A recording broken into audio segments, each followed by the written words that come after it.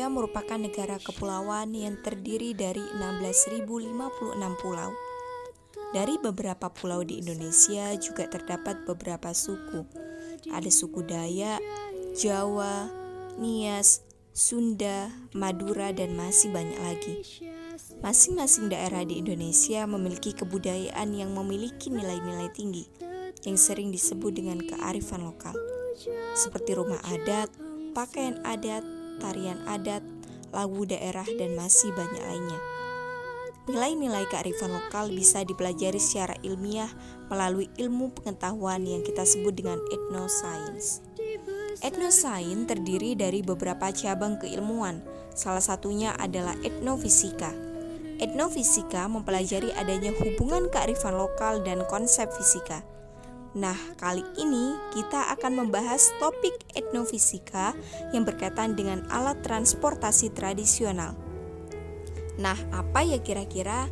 Yuk simak terus video kali ini.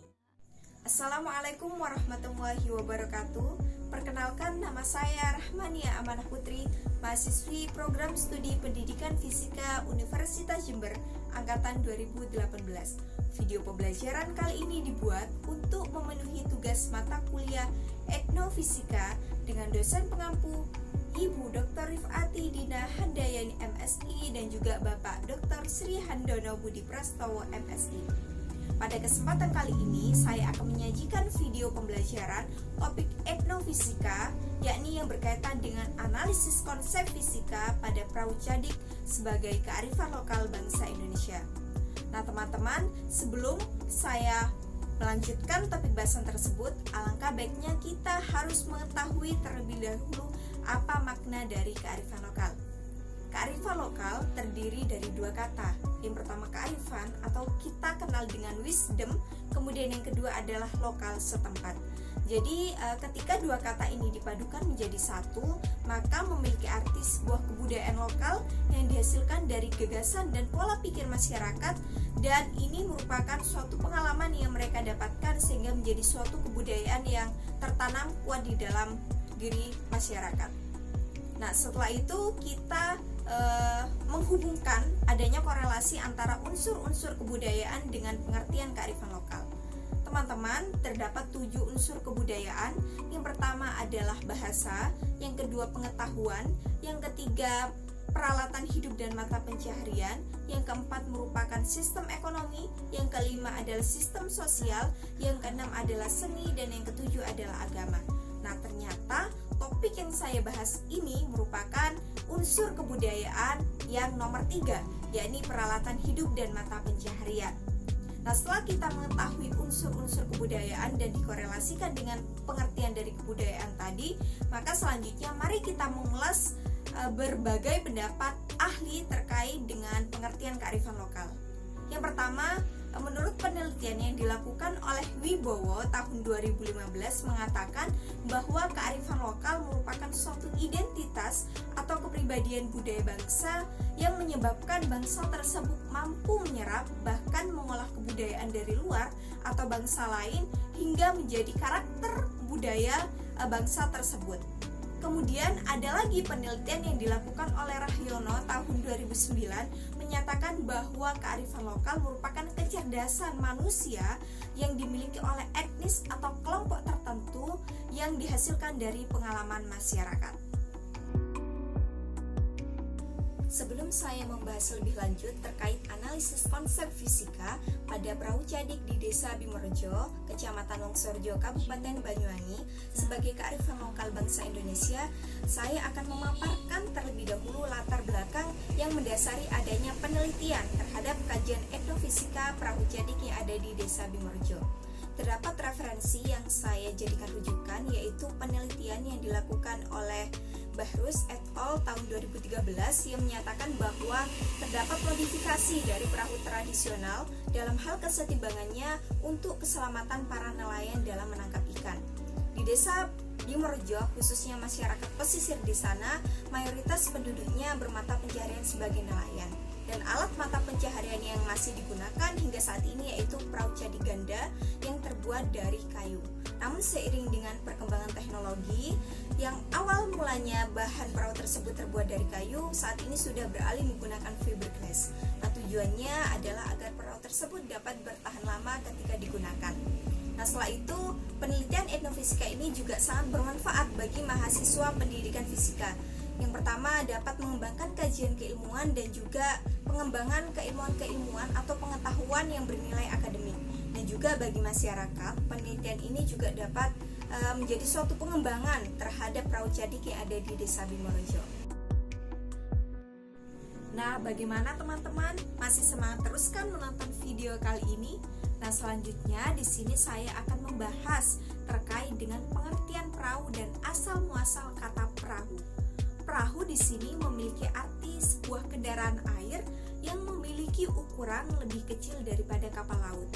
Sehingga perahu ini mengalami penyempitan makna hingga pada abad ke-17, kata perahu ini disebut dengan istilah kapal. Nah, bahasa ini juga termasuk dalam rumpun bahasa Dravida. Nah, nanti teman-teman bisa mencari, mengeksplor lebih lanjut apa makna dari rumpun bahasa Dravida. Kemudian hingga pada abad ke-17, kata perahu ini beralih menjadi kata kapal. Yang awalnya perahu, maka kata perahu ini berubah menjadi kata kapal. Sebenarnya sebelum adanya kata kapal, ini sudah ada pada bahasa Cina yang artinya sampan. Jadi untuk alur dari penamaan perahu ini sebenarnya asal muasalnya hingga pada abad ke-17 ini, kata perahu ini berawal dari kata kapal yang merupakan rumpun bahasa Melayu dan Indonesia modern, yang itu lebih jelasnya pada rumpun bahasa Dravida.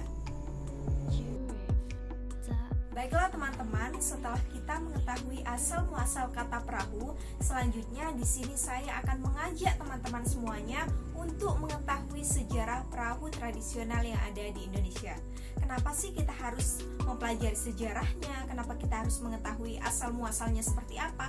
Karena ada pepatah mengatakan bahwa bangsa yang besar adalah bangsa yang menghargai sejarah-sejarah terdahulunya. Nah, teman-teman, di sini saya akan mencoba mengulas kembali terkait sejarah perahu tradisional yang ada di Indonesia. Di wilayah Asia Tenggara, khususnya negara Indonesia yang kita diami saat ini, dengan manusia-manusia yang berbahasa Austronesia, keahlian melaut dan juga membangun perahu ini sudah ada sejak 500 tahun sebelum Masehi. Nah, bisa dibayangkan sudah berapa ribu tahun hingga pada masa sekarang ini yang kita sudah memasuki pada tahun Masehi. Nah, sebenarnya perahu-perahu terdahulu ini digunakan sebagai media interaksi dan juga komunikasi antara Asia Barat dan juga Asia Timur. Jadi tradisi maritim yang sudah berjalan berpuluh-puluh ribu tahun ini menghasilkan berbagai solusi teknologi pembangunan kendaraan laut dan juga pengembangan terkait orientasi navigasi yang kompleks. Nah, selain itu teman-teman, pada zaman dahulu belum ada yang namanya perahu bercadik. Nah, perahu bercadik ini diperkirakan tercipta atau hadir di Indonesia ini pada pertengahan kedua milenium akhir pada tahun sebelum Masehi. Jadi mereka, para nenek moyang bangsa Indonesia ini tidak membuat sebuah perahu yang ada jadiknya sesuai dengan teori yang ada. Mereka hanya menggunakan insting bagaimana ketika perahu tersebut berlayar di laut itu mengalami suatu kesetimbangan dan tidak mudah terbalik.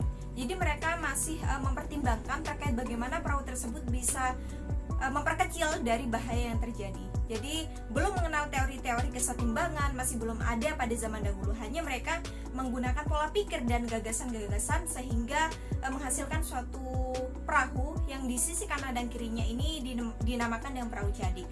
Pada zaman dahulu masih belum ada istilah cadik. Mereka menganggapnya sebagai suatu katamaran atau katir di daerah kanan dan kiri badan perahu. Nah, fungsinya adalah untuk meminimalisir terjadinya perahu tersebut terbalik. Terdapat nilai-nilai kearifan lokal yang terkandung pada perahu cadik Desa Bimorejo, Kecamatan Longsorjo, Kabupaten Banyuwangi. Salah satunya adalah ketika kita melihat dari sisi fungsinya, perahu cadik di sana digunakan sebagai alat mata pencaharian penduduk masyarakat pesisir Desa Bimorejo untuk memenuhi kebutuhan hidupnya. Nilai kearifan lokal yang kedua yang dimiliki oleh perahu cadik di Desa Bimorejo, Kecamatan Longsorjo, Kabupaten Banyuwangi adalah sebagai alat mata pencaharian yang utama dan eksistensi atau keberadaan yang saat ini masih belum tergantikan dengan kendaraan laut yang lain. Setelah membahas terkait kearifan lokal yang dimiliki oleh perahu cadik di Desa Bimorejo, Kecamatan Wongsorejo, Kabupaten Banyuwangi, selanjutnya di sini saya akan menjelaskan terkait konsep fisika apa saja yang terdapat pada perahu cadik di Desa Bimorejo, Kecamatan Wongsorejo, Kabupaten Banyuwangi. Nah, untuk lebih jelasnya, mari kita simak video selanjutnya. Saat ini kita akan mempelajari konsep fisika kesetimbangan benda tegar pada perahu cadik. Perahu cadik tradisional memiliki lengan penopang di sisi kanan dan kirinya. Lengan penopang tersebut bertujuan untuk menyeimbangkan perahu agar tidak terbalik pada saat berlayar di lautan. Menurut Galileo, terdapat dua persyaratan benda tersebut mengalami posisi kesetimbangan. Persyaratan pertama berdasarkan hukum 2 Newton yang menyatakan bahwa jumlah semua gaya yang bekerja pada benda tersebut harus bernilai 0. Sehingga persyaratan terjadinya kesetimbangan adalah sigma Fx sama dengan 0, sigma Fy sama dengan 0, dan sigma Fz sama dengan 0. Persyaratan yang kedua adalah jumlah semua torku atau momen gaya yang bekerja pada semua benda dihitung terhadap sumbu manapun harus memiliki nilai 0. Sehingga persyaratan kedua terjadinya kesetimbangan adalah sigma tau sama dengan 0. Berdasarkan konsep kesetimbangan, benda apabila digerakkan berpindah sedikit dari posisi awalnya, yang pertama adalah benda itu kembali ke posisi awalnya. Dalam kasus ini, benda berada dalam kesetimbangan stabil. Kemungkinan yang kedua, benda bergeser lebih jauh lagi dari posisi awalnya. Dalam kondisi ini, benda-benda dalam kesetimbangan tak stabil. Kemungkinan yang ketiga, benda tetap diam pada posisinya yang baru atau berada dalam kesetimbangan netral. Konsep kesetimbangan benda tegar pada perahu cadik dapat dilihat pada gambar di bawah ini. Konsep kesetimbangan gaya pada perahu di atas sama halnya dengan konsep petani pemikul rumput dan konsep permainan jungkat-jungkit, di mana untuk mencapai kesetimbangan, momen gaya atau tau harus bernilai 0. Sebelum memasang cadik pada badan perahu, para nelayan harus mengetahui terlebih dahulu pusat berat dari perahu tersebut. Pusat berat adalah suatu titik tempat berpusatnya berat dari perahu tersebut. Titik berat dapat diasumsikan pada gambar berikut ini. Dengan adanya titik berat pada perahu bercadik, maka benda akan berada pada kesetimbangan.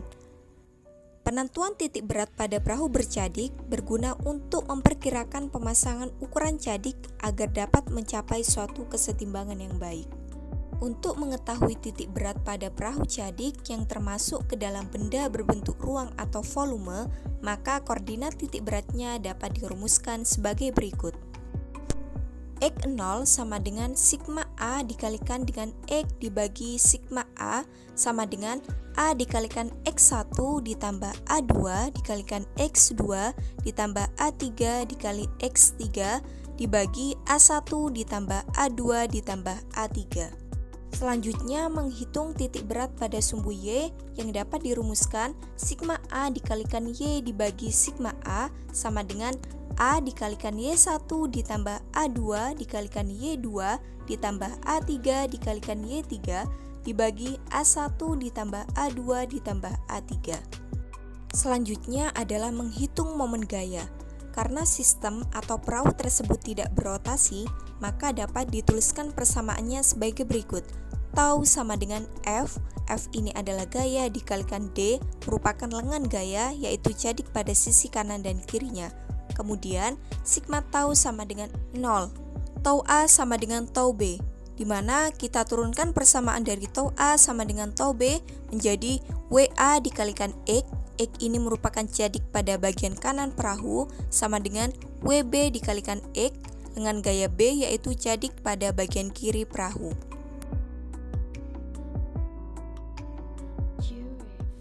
Baiklah teman-teman, cukup sekian dulu mengenai pembahasan kajian etnofisika dengan topik analisis konsep fisika pada perahu jadik tradisional yang ada di Desa Bimorjo, Kecamatan Wongsorejo, Kabupaten Banyuwangi, sebagai bentuk kearifan lokal bangsa Indonesia. Semoga apa yang saya sampaikan bisa bermanfaat untuk teman-teman semuanya. Tetap semangat dalam belajar. Saya akhiri. Wassalamualaikum warahmatullahi wabarakatuh.